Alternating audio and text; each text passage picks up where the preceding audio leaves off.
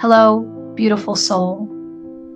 There is a word whispered through centuries, a word often misunderstood, reshaped, used to divide what was meant to be whole.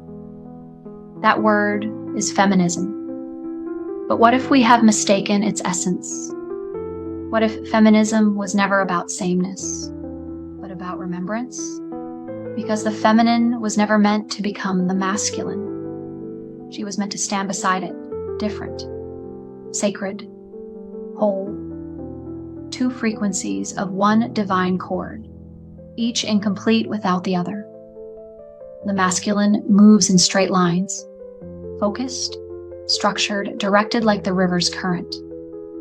The feminine moves in circles, fluid, intuitive, vast like the ocean that holds the current itself. The masculine builds. The feminine breathes life into what is built. He is form. She is flow. He protects. She nurtures. He seeks purpose. She offers meaning. Neither is greater. Neither is lesser.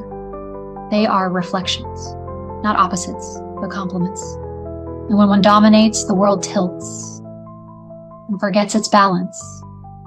For ages, the feminine was told to quiet her song, to hide her softness, to carry the weight of the world in silence.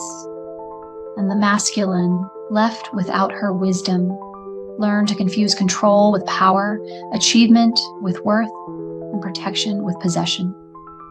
So the world began to lose its rhythm, too rigid to feel, too wounded to lead. Feminism, in its true essence, is not a rebellion of women against men. It is the remembrance of the sacred dance between them. It is not about becoming equal, because equality is not the same as sameness.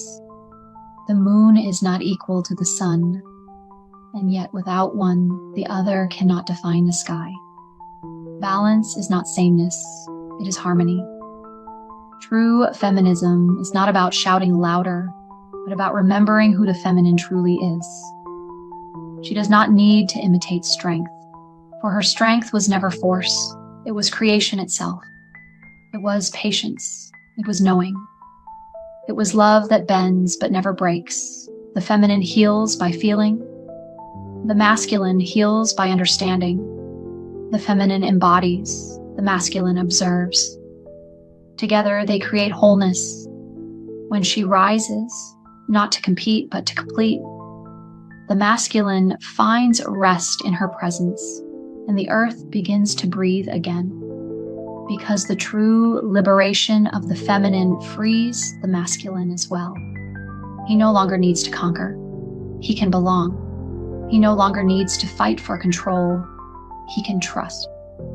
This is Elaria, a voice of remembrance for the divine feminine rising, not above but beside. For the sacred masculine awakening, not in fear but in reverence, and for humanity itself, learning again to walk on two wings. The feminine and the masculine, different, essential, eternal, meant not to mirror each other, but to dance in balance, in truth, in love.